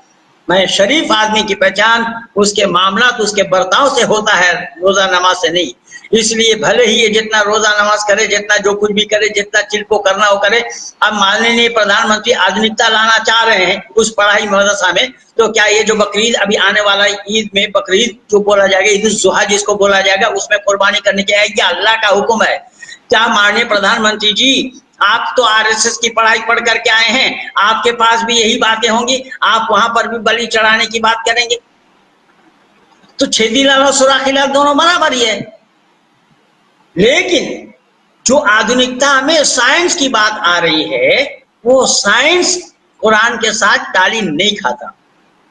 इसलिए बंधु याद रखना कि आर्य समाज में ऋषि दयानंद ने ये सारी बातें खोल खोल करके मानव समाज को समझाने का प्रयास किया है। लेकिन आज स्थिति यह है कि आर्य समाज अच्छा है, समाजी अच्छे नहीं है। अगर ये समाजी अच्छे हो गए होते तो संपूर्ण विश्व के आंगन में आज आर्यों का बोलबाला होता, वैदिक सिद्धांत का प्रचार और प्रसार होता, वैदिक मर्यादा का उजागर कर दिया गया होता, आदि आदि ये सब बात हो जाती। लेकिन आर्य समाज को दोष मत दीजिए, आर्य समाजियों पर दोष लगाइए। जैसा मुसलमान दोषी नहीं है, कुरान दोषी है, ठीक उसी तरीके से, क्योंकि कुरानिक शिक्षा यही है जो मैं बोल रहा हूँ। इसी तरीके से ऋषि दयानंद ने जो तालीम दी है, ऋषि दयानंद ने जो शिक्षा दिया है, वो शिक्षा गलत नहीं है। अमल करने वाले लोग गलत है। अमल करने वाले वो लोग बैठे हैं जिसको संपत्ति से मोह है, जो अपना घर 4-4 मंजिला मकान किसके बन गए, कैसे बन गए? दिल्ली के मंत्री का मकान 4 मंजिला कैसे बन गए हैं? और भी जितने लोग हैं सब लोग मिल करके यही कर रहे हैं। अब तो सन्यासी ही गलत पाठ पढ़ा रहे हैं आर्य समाज के नाम से। वहां पर ये उत्तर प्रदेश के मंत्री बने हुए हैं सभा के, प्रांतीय सभा के, वो गलत पाठ पढ़ा रहे हैं दुनिया को। मेरे पास एक ने बोला कि ये स्वामी जी हमें ऐसे ही बोल रहे थे। पर स्वामी जी होकर के जब वो झूठ बुलवाए लोगों से तो आप इनका चरित्र आप खुद विचार कर सकते हैं। इसीलिए मैं निवेदन कर रहा हूं कि सत्य क्या है उसको जानना पड़ेगा पहले। सत्य का धारण, असत्य का वर्जन, ये है मानवता। ऋषि दयानंद की यही मान्यता है। इसीलिए मैं अचानक आप लोगों के बीच आया इस मदरसा वाले प्रकरण को लेकर के, और इतने जल्दी में किसी को सूचना भी नहीं दिया, किसी को बताया भी नहीं। इतने लोग जुड़ गए हैं। मैं सब लोगों का आभारी हूं, सब लोगों का मैं शुक्रगुजार हूं, और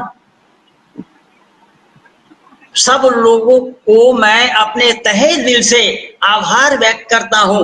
सब जनों को मैं नमन करता हूं। सब आदरणीय जुड़ने वालों को मैं हृदय से धन्यवाद देता हूं कि बिना सूचना दिए, बिना समय लिए आप लोग आ गए। और मैं तो अपना सारा ये लिख रखा हूं। देखिए ये किताब तो आप लोग मंगवाने में कंजूसी कर रहे हैं। कल एक भाई ने कल्याण महाराष्ट्र में रहते हैं, वो मंगवाए हैं। वो ये पूर्व इमाम की कलम से इसमें भी सारा पा जाएंगे, सारा मदरसा वाला प्रकरण इसमें भी पा जाएंगे आप। बेचारे ने जवाब देकर फंसाया इस्लाम को। ये सभी पुस्तकों में मैं इन बातों को खोल खोल करके रखा हूं। अब यहाँ पर लड़ाई केवल सत्य और असत्य की है। सत्य को जानना, सत्य को अपनाना, सत्य को जीवन में उतारना मान होता है। और मानवता की परे की बात क्या है? जो सत्य को तिलांजलि दे, सत्य को नकारे, सत्य से अलग हो जाए, सत्य को स्वीकार न करे। तो माननीय प्रधानमंत्री जो आधुनिकता लाना चाहते हैं, क्या कुरान के अंदर में कोई आधुनिकता की बात आप जोड़ सकते हैं क्या? वहां 100 साल में खाने पीने का सामान बिल्कुल तरोताजा है बताया जाता है। अगले आयत में ये बताया कि 4 परिंदा लो, एक कौवा, एक कबूतर, एक मोर, एक मुर्गा, ये 4 को लिया और 4 को काट करके मिला दिया, सबको एक जगह मिला दिया, पहाड़ के ऊपर रखा और बोला कि अल्लाह के नाम से पुकारा, उनको पुकारो वो आ जाएंगे। और हर एक का पर हर एक में लगता चला जाएगा। मतलब ये क्या है? इसको ये साइंस मान रहा है इसको? ये आधुनिकता की पढ़ाई होगी? सूरह बकरा आयत नंबर 60 को खोल करके देखिए, आयत नंबर 260 को खोल करके देखिए। तो ये है ये सब खेल, ये है तमाशा। इसलिए इस्लाम आधुनिकता से कोई ताल्लुक नहीं रखता। इस्लाम आधुनिकता से कोई संपर्क और संबंध नहीं रखता। इस्लाम अलग है, दुनिया जाए भाड़ में, इस्लाम उससे कोई ताल्लुक नहीं रखता है। इसलिए इस्लाम की जो मान्यता है उसको दिल और दिमाग में भरना पड़ेगा। इसलिए आमन्तु बिल्लाहि वहां पहला ही शब्द आया है, इसी का नाम ईमान है। तो क्या मुसलमान अपने ईमान से हाथ धो बैठेंगे माननीय प्रधानमंत्री जी के कहने पर? संभव ही नहीं है। माननीय प्रधानमंत्री जी की नीयत साफ है, वो तो मैं पहले ही बोला। उनका उद्देश्य अच्छा है कि आधुनिकता की पढ़ाई भी पढ़ लें इस मदरसा में, लेकिन आधुनिकता की पढ़ाई जब आप मदरसा में पढ़ाने जाएंगे, लेकिन कुरान की पढ़ाई को तो अलग करके पढ़ा नहीं पाएंगे। वहां तो प्राथमिकता कुरान की पढ़ाई की है, हदीसों की पढ़ाई की है, तो वो सब पढ़ाई इसी के साथ है। तो क्या उसमें आधुनिकता आप कैसे लाएंगे? वहां पर अनचेंजेबल है, परिवर्तनीय अपरिवर्तनीय है, आप परिवर्तन नहीं कर सकते।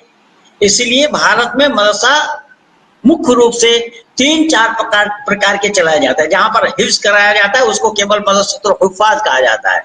और 2 सिलेबस है इनका। बंगाल में एक अलग और सिलेबस है जिसको हाई मदरसा कहा जाता है। जो हाई मदरसा की पढ़ाई केवल बंगाल में है और कहीं नहीं, किसी प्रांत में नहीं है। और वो सीपीएम वालों ने जितनी मदरसा उस पहले से चलते आते थे, सीपीएम काल में उसकी और वृद्धि हो गई। और ये इमाम भत्ता ये सब इनके काल में हुआ है। मैं ये निवेदन कर रहा हूँ, वहां पर मदरसा दर्स निज़ामी एक पढ़ाई है जो दारुल उलूम जिसके मातहत चलता है, जिस सिलेबस के अंतर्गत दारुल उलूम की पढ़ाई होती है। और उसी मान्यता के अनुसार जहां जहां ये दर्स निज़ामी की पढ़ाई है वो सरकार से अनुदान वो नहीं लेते हैं। वो अपने फितरा, अपनी ज़कात, अपनी पैसा से, अपने इकट्ठा किए हुए पैसे से वो मदरसा चलाते हैं। दूसरा मदरसा है मदरसा आलिया। मदरसा आलिया के नाम से एक सरकारी बोर्ड बना, मदरसा बोर्ड के नाम से। उस मदरसा बोर्ड के सेक्रेटरी हमारे उस्ताद भी कभी रहे, मौलाना मौला बख्श साहब। तो खैर, मैं निवेदन कर रहा हूं कि मदरसा आलिया जो है, मदरसा की आलिया की जो निसाब है, उस निसाब में अंग्रेजी और प्रांतीय भाषा की एक पढ़ाई है। वो फारसी को हटा दिया वहां से, जैसे दरस निजामी से फारसी नहीं हटाया गया, क्योंकि फारसी ही मूल है। फारसी यानी ग्रामर पढ़ने के लिए पहले फारसी मदर पढ़ना पड़ेगा, उससे पहले ग्रामर की पढ़ाई नहीं होगी। अरबी ग्रामर तब पढ़ाई जाती है जब फारसी ग्रामर की पढ़ाई हो जाती है, उसके बाद पढ़ाई जाती है। इसीलिए वो, लेकिन दरस आलिया में वो फारसी हटा दिया गया, उर्दू भी हटा दिया गया, प्रांतीय भाषा और अंग्रेजी ये दोनों वहां रखा गया है। तो प्रांतीय भाषा जो आप पढ़ेंगे उसमें कोई उस तरीके की बात नहीं है। और मदरसा जो आपके पास बंगाल में जो हाई मदरसा के नाम से चलाए जाते हैं, उसमें अरबी एक पीरियड है, उसमें अरबी भी पढ़ाई जाती है। अरबी बोलचाल की भाषा पढ़ाई जाती है केवल, कि वो ग्रामर के आधार पर केवल उनको बोलचाल की बोली सिखाई जाती है, इसके अतिरिक्त अरबी की पढ़ाई नहीं है वहां पर। तो वो ये सब जो तरीका है, ये सब तरीका सरकार के द्वारा ये हो रहा है। तो उसमें आधुनिकता क्या लाना चाहते हैं आप? कैसी आधुनिकता लाना चाहते हैं आप? कौन सी आधुनिकता पर वो बिलीव करते हैं, वो विश्वास कहाँ करते हैं? उसकी आधुनिकता को आप कैसे बदलेंगे? आप उनका जो विश्वास है, वो जो मानते हैं, उनकी जो मान्यता है, उसको तो आप हटा नहीं पाएंगे। वो जो मानते हैं वो पत्थर के लकीर समझ करके उसको मानते हैं, उसको आप कैसे हटाएंगे? इसीलिए काफी समय हो गया है, मैं आप लोगों का कीमती समय लिया हूँ, बिना बोले बिना बताए मैं आ गया और इतने सारे लोग जुड़ गए आप लोग मेरे साथ। मैं क्या क्या शब्द से आप लोगों का शुक्रिया अदा करूं, कौन कौन सी धन्यवाद आप लोगों के लिए दूं। हाँ गुरुजी नमस्ते। देखिए धर्मवीर जी भी जुड़ गए यहाँ पर। भाई मेरी इस वीडियो को ज्यादा से ज्यादा आप लोग शेयर कीजिए, लाइक कीजिए, सब्सक्राइब कीजिए, औरों तक पहुंचाइए। वर्तमान भारतवर्ष के अंदर में हो क्या रहा है, ये इस वस्तु स्थिति को भी भारतवासियों के सामने उजागर करिए। भारतवासी भी जाने सच्चाई को कि माननीय प्रधानमंत्री जो चाह रहे हैं वो इस्लाम की मान्यता है कि नहीं है। इस्लाम की मान्यता अगर नहीं है और आप चाह रहे हैं, उनको अनुदान देने जा रहे हैं, आप तो उनको अनुदान, आप तो अभी जहाँ गए थे वहां पर तो आपने मदरसा बनाने की बात करके आए। वहां मनमोहन सिंह पिछले दिन सरकार में थे, प्रधानमंत्री थे, उन्होंने अफगानिस्तान में मदरसा हबीबिया खोल करके आया। तो भारत सरकार पैसा दे रही उनको, भारत सरकार के पैसे से भारत विरोधी पढ़ाई वहां पर पढ़ाई जा रही है। किसी ने पूंछ उठा करके नहीं देखा कि वहां पर पढ़ाया क्या जा रहा है, वहां की पढ़ाई क्या है। तो भारत, क्योंकि इस्लाम में तो मना है, जब उसके जनाजा में जाने तक के लिए अल्लाह ने मना किया। मैं तो ये पढ़ करके दिया हूं आप लोगों को, सूरा तौबा आयत नंबर 84-85 को पढ़िए। वहां पर जब अल्लाह ने मुसलमानों को मना किया कि काफिरों के जनाजे भी मत जाओ, उनके बच्चे के रोने पीटने से तुम उन पे कहीं आकर्षित ना हो जाओ। अब बताइए इससे ज्यादा वैमनस्यता मानव समाज में फैलाने वाली बात और कौन सी हो सकती है? मानव समाज के अंदर में ये अदावत वाली बात, बांटने वाली बात, मानव समाज को एक दूसरे से दुश्मनी सिखाने के बाद ये कुरान के सिवा और कहाँ है? पर हम तो मैत्रीय, क्योंकि आत्म सर्वभूतेषु वेद कहता है, समस्त आत्माओं को अपनी आत्मा के समान जानना। तो समस्त आत्माओं को अपनी आत्मा के समान जानने वाला ही मानव कहलाएगा, न कि पशु के गले में छुरी चलाने वाला मानव कहला सकता है। ये सब पाठ सब लोगों ने गलत पढ़ा। देखिए मर्यादा पुरुषोत्तम राम के नाम से पाठ गलत पढ़ा, योगेश्वर कृष्ण के नाम से पाठ गलत पढ़ाया गया, और हनुमान जी के नाम से भी पाठ गलत पढ़ाया गया। जिस हनुमान जी संस्कृतज्ञ विद्वान, संस्कृत बोल रहे हैं, उतनी अच्छी संस्कृत तो मर्यादा पुरुषोत्तम राम के भी नहीं देखा, मैंने नहीं सुना। तो संस्कृतज्ञ विद्वान है हनुमान जी, और उस हनुमान का पूंछ लगा करके जानवर बना दिया है।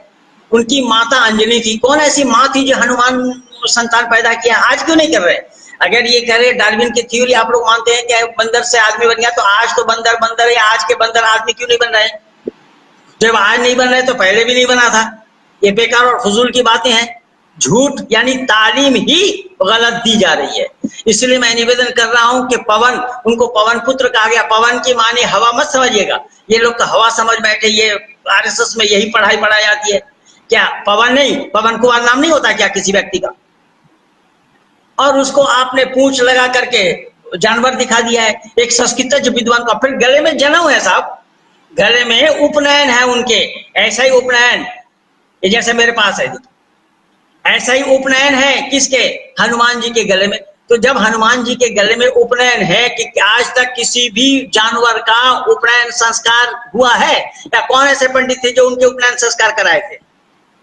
अब इससे बड़ी जहालत हिंदुओं के लिए और क्या है? सच्चाई को जाना नहीं। अब यहाँ देखिए, हनुमान के कैटेगरी के, उसके तबके के, उसके फैमिली के, उसके वंश के जितने भी हैं, ये बाली हो, सुग्रीव आदि आदि, उनकी पत्नियां क्या है? महिलाएं हैं। तो कौन उस काल में ऐसे माँ बाप थी जो अपने बेटी को हनुमान के साथ शादी कराई थी? क्या है तमाशा है? ये हिंदू ही तमाशबीन है, ये तमाशबीन बन करके इन सब काम कर रहे हैं, महापुरुषों को बदनाम करने में लगे हुए हैं। ये योगेश्वर कृष्ण को नचनिया किसने बनाया? हिंदू ने बनाया कि मुसलमान ने बनाया? आमिर खान ने बनाया था। आमिर खान ने तो केवल पी के बनाया, और पी के माने जो पी ले तो फिर उसकी दशा क्या होगी वो आप जान रहे हैं। और वो पी करके ही रोल किया है। अब वो आमिर खान जो पहले बता रहा था कि भारत में रहना हमारी पत्नी मुश्किल बता रही है, अब आप उसी भारत के लोगों के तलवे चाट रहे हैं, जूते साफ कर रहे हैं। क्यों? अगर रहना मुश्किल था तो क्यों रह रहा है? तो मैं निवेदन कर रहा हूं कि योगेश्वर कृष्ण को नचनिया किसने बना दिया? योगेश्वर कृष्ण को मक्खन चोर किसने बताया? योगेश्वर कृष्ण को मनिहारी किसने बता दिया? योगेश्वर कृष्ण को महिलाओं का कपड़ा लेकर पेड़ पर किसने चढ़ाया? ये सारा काम तो हिंदुओं का है। क्या हिंदुओं ने अपनी महापुरुषों के मर्यादा को जानने का, समझने का प्रयास किया है? और ये सबसे अग्नि में घी डालने का काम है गीता प्रेस गोरखपुर वालों ने किया हुआ है। देखिए उनके सारे किताब उठाए, सब इसी तरीके से योगेश्वर कृष्ण को बदनाम करने की साजिश रचाई लोग।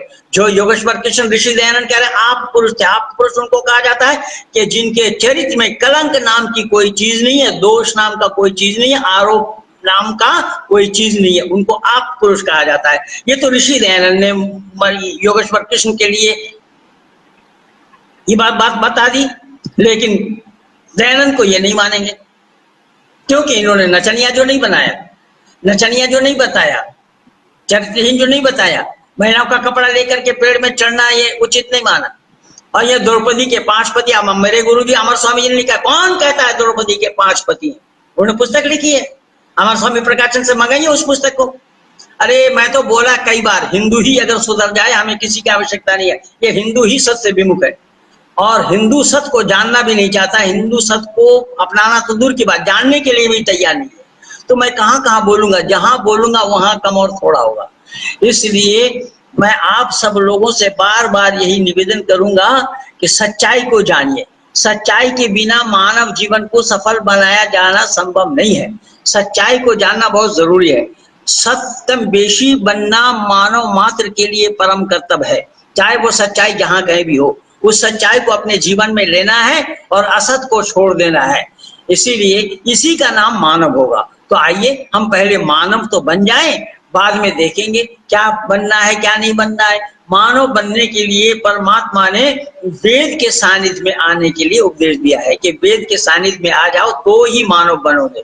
वेद के विपरीत आचरण करके मानव बनना संभव नहीं है, मानव बनने के लिए कोई गुंजाइश नहीं है।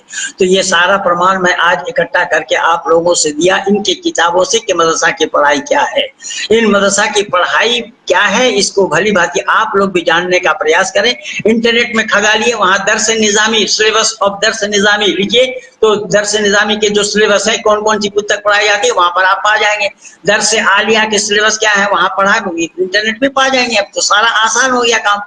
इसलिए देखिए उनको क्या क्या पढ़ाई जाती है, वहां पर कौन कौन सी किताबें पढ़ाई जाती है, उसकी मान्यता क्या है, वो क्या पढ़ा रहे हैं। तो बच्चों के दिल और दिमाग से लेकर के 10-12 वर्ष तक जब आप उनके दिमाग में अरबी स्थान, अरबी मुल्क, अरबी भाषा, पैगंबर, रसूल, अल्लाह, मोहम्मद, ये सब उनके दिमाग में भरेंगे तो वो वहां से पढ़ने के बाद क्या भारत के नक्शा के अनुसार काम करेगा? संभव ही नहीं है। इसीलिए वेद में आया है कि नाना पंथा विदते आए आए। एक ही रास्ता सही है, सही और सच्चा रास्ता केवल एक है, अनेक रास्ता सही नहीं है। इसलिए राम कृष्ण परमहंस देव ने सरासर गलत बोला कि जो तो मत तो बहुत, उन्होंने बोल दिया कि सब रास्ता एक है। नहीं, सब रास्ता सही और सच्चा रास्ता केवल एक होता है, वो वेद कह रहा है। अब वेद के खिलाफ रामकृष्ण परमहंस ने बोला, पर हिंदू उनके पीछे लट्टू है। कोई और हो या ना हो, बंगाल प्रांत के लोग, बंगाली लोग लट्टू है। विवेकानंद और ये आरएसएस वाले भी विवेकानंद को छोड़ नहीं पा रहे। जब विवेकानंद का पाठ सारा गलत पाठ है, दयानंद जो सच्चा पाठ पढ़ा है वो आरएसएस वालों ने सच्चाई को स्वीकार करने के लिए तैयार नहीं है। तो ये सारा काम हो रहा है। इसीलिए हमारा ताल्लुक केवल सत्य से है। सत्य को जानना, सत्य पर अमल करना, सत्य को अपने जीवन में उतारना, यही मानवता है। तो मैं और अधिक समय न लेता हुआ यहीं पर ही अपने वाणी को विराम दे रहा हूँ। आप सब लोगों को बहुत बहुत धन्यवाद।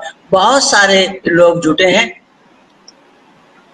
मालूम तो बन जाए गुरुजी, और बोले गुरुजी, और बोले पूरा बोले। करें नौजवानों को। हाँ बिल्कुल, मैं तो कह ही रहा हूं कि नौजवानों को इस वेद के नजदीक आना पड़ेगा। नौजवानों को वेद के नजदीक आना एकमात्र रास्ता है, दूसरा कोई रास्ता। नाना पंथा विदते आना, ये परमात्मा का उपदेश है, ऋषियों के द्वारा हमें सुनाया है। ये अब्दुल्ला तारिक जो बोल रहा है ना, ये अब्दुल्ला तारिक जो बोल रहा है कि ये बिस्मिल्लाहिर्रहमानिर्रहीम, जो सवाल तो उठा दिया लेकिन उसका जवाब क्या खोजा नहीं। अब वो वेद से जवाब दे रहे हैं। अबे वेद क्या है, तू जानता है? वेद ने परमात्मा की वाणी, ये परमात्मा बोल करके भेजा है, जैसा कुरान भेजा है? नहीं, परमात्मा ने ऋषियों के हृदय में प्रकट कराया है। हम जो सुनते हैं, जो बोल रहे हैं, ये सब ऋषियों के बोले हुए हैं, ऋषियों ने बोला है, ऋषियों से बुलवाया है परमात्मा। और वहां अल्लाह डायरेक्ट बोल रहे हैं, अल्लाह से डरो, अल्लाह से डरो। अल्लाह क्यों कहने जाएंगे अल्लाह से डरो? अल्लाह ये नहीं कहेंगे हमसे डरो। आओ ना, नानी याद आ जाएगी। मैं पहले से ही बोल रखा हूं। और क्या तुम्हारा क्या हालात हुआ था 28 फरवरी 2008 को, तुम्हें मालूम नहीं है क्या? बकवास करने लगे हो। तुमने क्या बोला था? झूठ बोला कि तुम हर हफ्ता आने के लिए तैयार है, आज तक नहीं आ पाए सामने, और ना आ पाओगे तुम सामने जिंदगी में। अब तो कोट, अब तो टाई लगा करके जाकिर नाइक जैसा बोलने लगे हैं, जबकि ये काफिराना लिबास है। मन तशब्बह बिकौमिन का फतवा लगेगा। जाकिर नाइक भी नहीं जानता है। और ये न्यूज वाले के लिए भी मैं हैरान हूँ। वो इलियास शरफुद्दीन को बुलाता है, जो आईआरएफ का सदस्य, जिस आईआरएफ संगठन पर प्रतिबंध लगा हुआ, उसके सदस्य को बुलाने का क्या मतलब है? और वो बकवास कर रहा है। वो कह रहे हैं हम तो अल्लाह से ही, अल्लाह की बात मानेंगे, अल्लाह से डरे। अबे अल्लाह से डरेगा, अल्लाह से डरेगा तो अल्लाह ने खुद बोला हमसे अल्लाह से डरो। तो कौन है? तू भी तो बोल रहा है अल्लाह से डरो।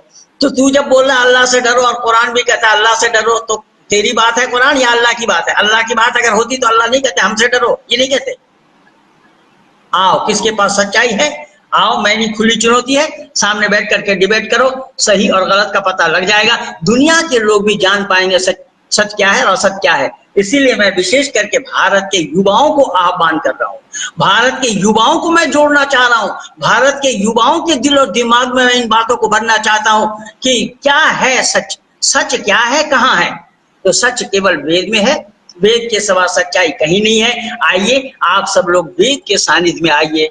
इसीलिए ऋषि मुनियों को भी कहना पड़ा बैक टू वेदास, वेदों की तरफ लौटो। जब आप वेदों की तरफ लौटेंगे तभी मानव जीवन को सफल बनाया जाना संभव होगा। मैं 1 घंटा से ज्यादा हो गया, 1 घंटा 10 मिनट हो रहा है। मैं आप लोगों का समय और न लेता हुआ, हाँ धर्मवीर जी लिख रहे हैं जिसको जो शक हो, ये धर्मवीर जी के नंबर हैं 991150 या 500369।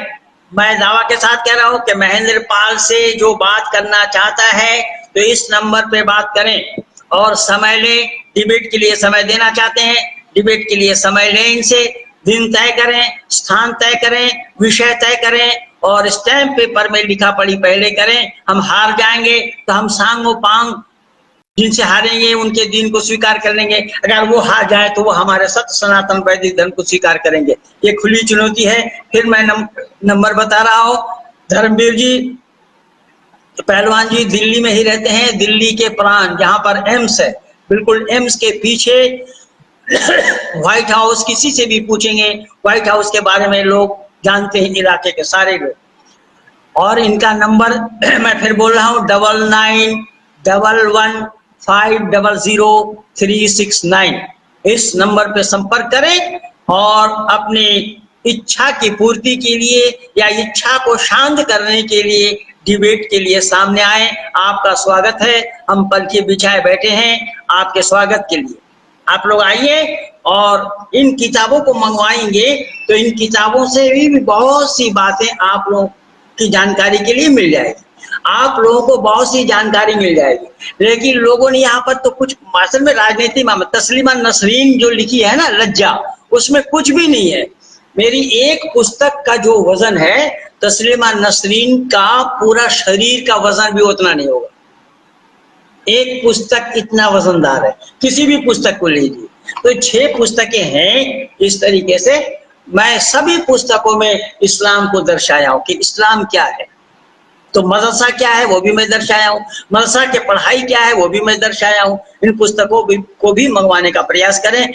मैं नहीं करते करते फिर भी आप लोगों का समय ले लिया हूँ। मैं आप लोगों को नंबर बता दिया हूँ धर्मवीर जी का। धर्मवीर जी से आप लोग संपर्क करें और उनके साथ संपर्क करते हुए डिबेट करना चाहते हैं तो वो स्वागत करेंगे। आपके स्वागत के लिए हम तैयार हैं, पलके बिछाए हुए हैं। आइए। उसके लिए जो शर्तें हैं वो शर्त के लिए पहले लिखा पड़ी हो, स्थान का निर्धारण, विषय का निर्धारण, स्थान का चयन आदि आदि, और हारने वाले जीतने वाले की बात को मान लेंगे। मानना पड़ेगा सबके लिए, हमारे अकेले के लिए नहीं, सबको मानना, यानी सत्य को सबको मानना पड़ेगा और असत्य को तिलांजलि देना पड़ेगा सबके लिए। ये है खुली चुनौती। तो इन्हीं शब्दों के साथ मैं अपने वाणी को यहीं पर ही विराम दे रहा हूँ।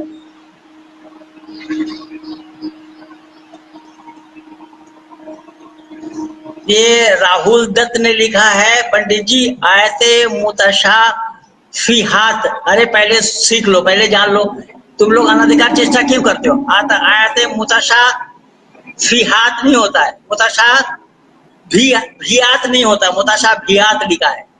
मुतशाभियात नहीं, मुतशाबिहात। मुतशाबिहात माने इक्वालिटी, बराबरी। कौन सी आयत कहाँ किसी के साथ बराबरी किया है, यानी पुनरावृत्ति कहाँ हुआ है, मुतशाबिहात है। ये राहुल दत्त, तुमको कुरान से क्या मतलब? तुम क्या जानते हो कुरान का? कुरान का क्या जानते नहीं हो? मुतशाबिहात लिखा है। तो ये सब अनाधिकार चेष्टा करते हैं। ऐसे ही मैं बोला है कि बहुत सी बातें ऐसी हैं जो अनाधिकार चेष्टा कर रहे हैं। भाई आशीष चौरसिया भी सब जगह अनाधिकार चेष्टा किया है, उसको मैं वो नहीं सिखाया जो वो बोल रहा है, उसमें बहुत गलत जानकारी दी है। और बहुत सी बातें ऐसी हैं जो जानने का प्रयास करेंगे तो भी नहीं जान पाए। जैसे एक छोटा सा उदाहरण दे रहा हूं।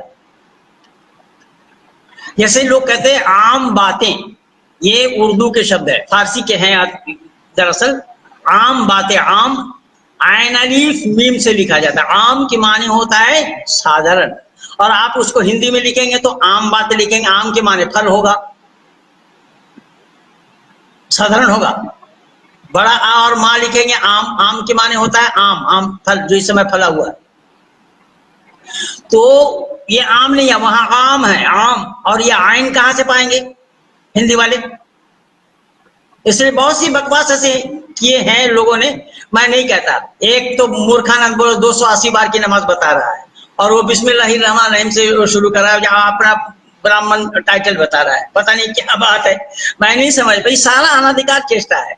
एक तो विद्वान और है, वो अपने को उर्दू शायर बताते हैं, और उर्दू शायर बताते हैं ये जो मैं बता रहा हूँ आयन हुर्फ हल्की है, हलक के अंदर से उच्चारण करो, कहते हमें उल्टी आ जाती है। अबे तू उर्दू के शायर का है क्या है? हुर्फे हल्की उच्चारण करने से तेरी उल्टी आ जाती है तो उर्दू के शायर का है क्या है? मूर्ख लोग। सब दुनिया में ये जंजाल है, ये सब कूड़ा करकट है, दुनिया वालों को बरगला रहे हैं। अभी एक का मुंबई में था कार्यक्रम, वहां पर भी जो बोला वो सब लोगों ने मेरे पास भेजा, 50 गलत जानकारी दिया है।